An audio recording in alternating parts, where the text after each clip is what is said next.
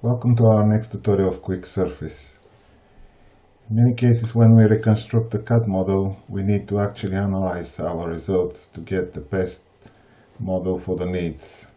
In this simple example, I just created a handle cut, and this is our reference mesh.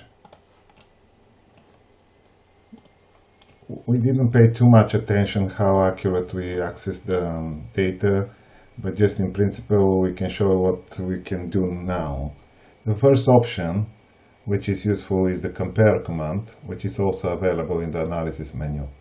When we call compare, it takes the CAD model, takes the mesh and make comparison of the mesh against the CAD model. So what we see on the screen is actually where the reference mesh is positioned in relation to the CAD model. So we have a zero range, which is the plus minus the tolerance we provide. Everything which is below this tolerance is colorized in blue, and which is above is colorized in red. So for the purposes of the speed, if the points are 5 times more than the tolerance, they are not compared, and we don't know actually what the distance is, so we don't see the color map for this. But when we move with the mouse over this point, the software automatically compares this to the surface and gets the result. So you can get the numbers. You can always play with the tolerance. If I put 0.5, we can apply, and you can see a different color map. And I can move around and highlight. At any point, I can just click on the mesh and it will take this point and create a label.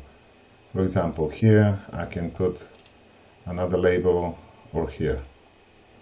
This is useful because the user can use the standard tools like a print screen, put it in a Word document and create reports. We have a disclaimer here that in fact when we compare, the distance is measured from the point to the triangulated mesh of the CAD model. You can also press the clear labels, and you can create another set of labels which you can report and put it in other reporting software. Another useful feature is what we have as zebra stripes. Zebra stripes is known in the CAD industry, and it helps to see the continuity in the flow and the quality of the surface. The options which we can use here to control our zebra rendering is that we can change the stripe width. Also, we can change the orientation of the stripes. They can be vertical or horizontal. And if the user prefers to change the color, he can click on the color button and change it to another color which is its favorite.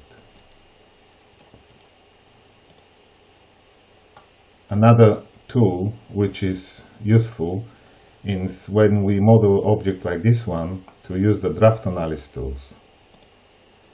When we start the draft analysis tools, it takes by default the bottom plane and takes the orientation of the bottom plane and compares how the draft is with this direction. In our case, we need to use our front plane, and we can see that everything which is at an angle more than 0 degrees, it's colored in red, or everything which is under this angle is colored with red. But something which is exactly this angle will be colored in yellow, which means that we may need to create a draft here. Of course, the user can set the tolerance for this angle, which for example can be 0.01 degrees, and the software automatically will reapply the tolerance. If the user wants, he can change the color by clicking on this button and put it in different, for example like this one, or he can make it green, different level, and this applies for all of these 3 ranges. Sometimes the user may need to flip the direction which means that the whole logic is reversed. If we want to repair now, for example, I can just double click on this plane, and I see that based on the orientation I probably will need to rotate, let's say, 1 degree in one direction. I can press OK, and everything is rebuilt. My surface now is flipped, which means that the material side is an opposite.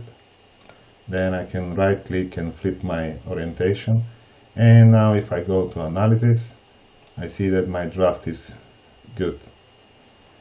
Let's take a look at the quality of the freeform surface. I have some issues here.